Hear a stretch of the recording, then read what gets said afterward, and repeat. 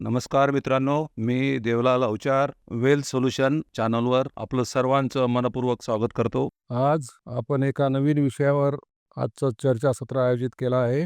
त्या विषयाचं नाव आहे how to become a professional trader.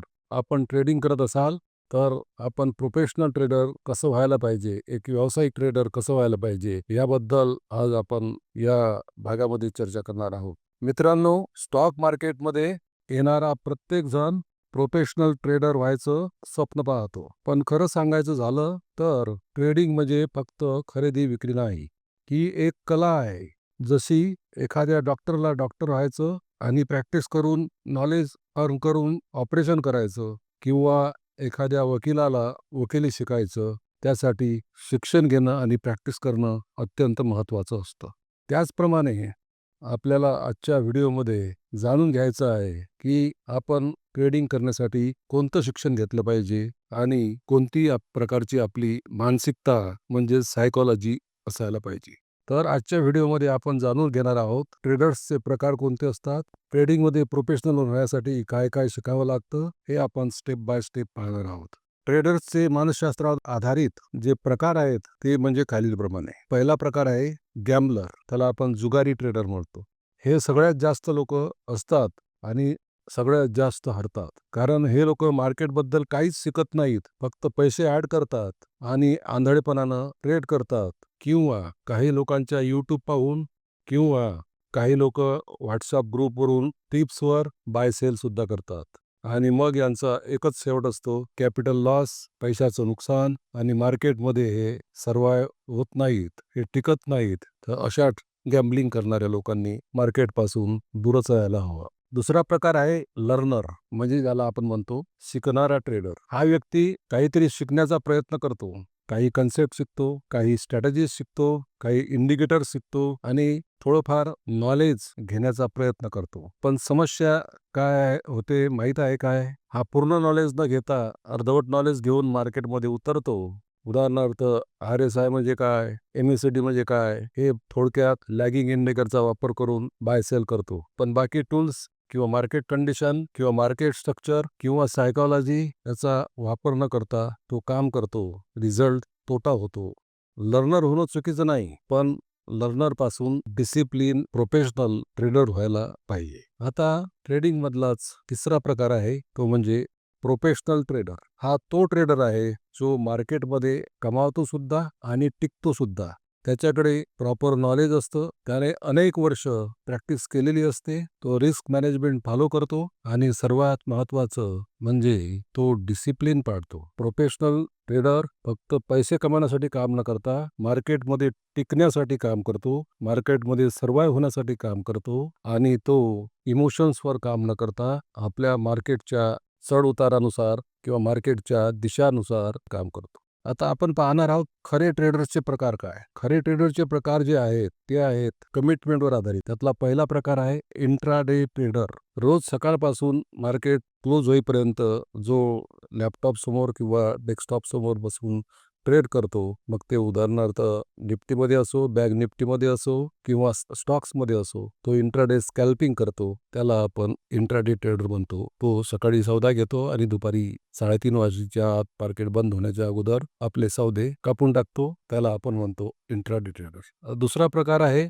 Swing trader, ज्याच्याकडे फुल टाइम वेळ नाही आहे, ते काही दिवसासाठी ट्रेड करतात. उदाहरणार्थ सोमवारला एखादा स्टॉक बाय करायचा आणि शुक्रवारपर्यंत होल्ड करून तो विकून टाकायचा, याला आपण स्विंग ट्रेडर असे म्हणतो. त्याच प्रकारे तिसरा प्रकार आहे प्रोफेशनल ट्रेडर. हे काही आठवडे काही महिने ट्रेड होल्ड करतात आणि मोठा ट्रेंड पकडतात आणि तो ट्रेंड पाहून आपला मोठा प्रॉफिट कमवण्याचा प्रयत्न करतात.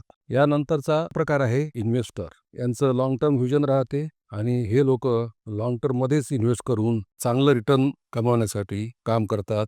आता परफेक्ट ट्रेडर बनण्यासाठी काही स्टेप्स आहेत. Step 1, learning phase. इथं तुमचं बेस स्ट्रॉंग करायचं असते. बेसिक कन्सेप्ट, मार्केट कसं चालतं, NSE BSE चं काम कसं असतं, इक्विटी आणि डेरिव्हेटिव्ह म्हणजे काय हे आपल्याला समजून घेणं आवश्यक असतं. सोबतच आपल्याला सॉफ्टवेअरचं सुद्धा माहिती असणं आवश्यक असते. सॉफ्टवेअर्समध्ये बऱ्याचशा साईट्स आहेत. ट्रेडिंगहू, charting, investing.com, Moneycontrol, NEC website, BSE website याच्यावर आपल्याला चार्ट सुद्धा पाहता येतात आणि बरीच इन्फॉर्मेशन सुद्धा घेता येते. यासोबतच चार्टचं सुद्धा ॲनालिसिस करता यायला हवं. कॅन्डलस्टिक पॅटर्न म्हणजे काय? कॅन्डलस्टिक पॅटर्नमध्ये कोणकोणते प्रकार येतात? हॅमर म्हणजे काय? दोजी म्हणजे काय? शूटिंग स्टार्ट म्हणजे काय? हेड अँड शोल्डर म्हणजे काय? कप अँड हँडलर म्हणजे काय? ट्रायंगल म्हणजे काय?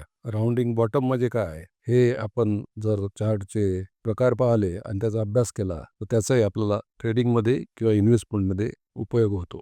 ट्रेंड पाहणं अत्यंत आवश्यक असते आणि ट्रेंडचं ॲनालिसिस हे फक्त 3च प्रकारे होते. मार्केटमध्ये ट्रेंड एक तर अप असेल किंवा डाऊन असेल किंवा साईडवेज असेल. ते आपल्याला चार्टच्या माध्यमातून ओळखायला शिकता येते. इंडिकेटर्समध्ये सुद्धा RSI, MACD, मूव्हिंग ॲव्हरेज हे अशा प्रकारचे टूल्स लावून सुद्धा आपल्याला डिसिजन मेकिंग करता येते. पण हे 100% खरं नाही. हे इंडिकेटर लॅगिंग आहेत. हे आपण नक्कीच लक्षात ठेवलं पाहिजे. काही टूल्स असतात फिबोनाची, रिट्रेसमेंट, त्याच्यावरून आपण सपोर्ट आणि रेजिस्टन्स झोन ओळखतो. कधी-कधी फेक ब्रेकआउट सुद्धा येतात. त्यामुळे आपला स्टॉप लॉस सुद्धा हंट होऊ शकतो. मोठे ट्रेडर हे छोट्या ट्रेडर्सला अशा स्टॉप लॉस हंटिंग करतात. ते सुद्धा ओळखायला शिकणं आवश्यक असते. डाटा ॲनालिसिस सुद्धा करता यायला पाहिजे. मार्केटमध्ये काम करताना स्टॉकचा व्हॉल्यूम किती आहे? फ्युचर अँड ऑप्शनमध्ये काम करत असाल तर ओपन इंटरेस्ट किती आहे? हे पाहणं अत्यंत आवश्यक असते. ऑप्शन ट्रेडिंग करत असताना आपल्याला ओपन इंटरेस्टचं ॲनालिसिस करता आलं पाहिजे. त्याचप्रमाणे ऑप्शन्सच्या ग्रीक असतात जसं डेल्टा आहे, गामा आहे, थेटा आहे, वेगा आहे हे सुद्धा पाहता येणं आवश्यक आहे. तसंच इंडिया विक्स अप आहे की डाऊन आहे हे सुद्धा पाहणं आवश्यक असते. आणि हे सर्व करत असताना काही आपल्या हेजिंगच्या स्ट्रॅटेजी सुद्धा असतात आणि मार्केटमध्ये रिस्क मॅनेजमेंट सुद्धा करणं आवश्यक असते. आता ह्या सर्व करण्यासाठी आपल्याला महत्त्वाची फेज जो असतो तो आहे प्रॅक्टिस. यासाठी निरंतर आणि कंटिन्यू प्रॅक्टिस करणं आवश्यक आहे. हे प्रॅक्टिस करण्यासाठी रिअल मनी टाकायच्या आधी आपण पेपर ट्रेडिंग किंवा डेमो अकाउंटचा वापर करून सुद्धा करू शकता.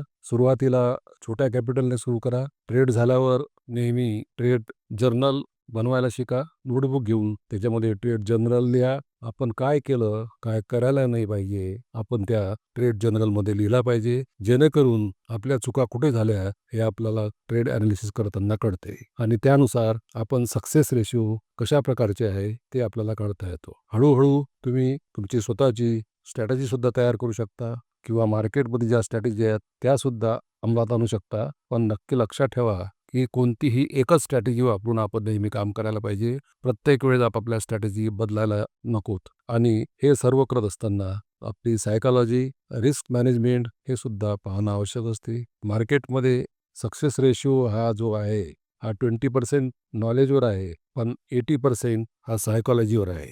त्यामुळे आपलं माइंडसेट अत्यंत महत्त्वाचं असतं. शांत डोक्यानं काम करणं हे अत्यंत महत्त्वाचं असतं.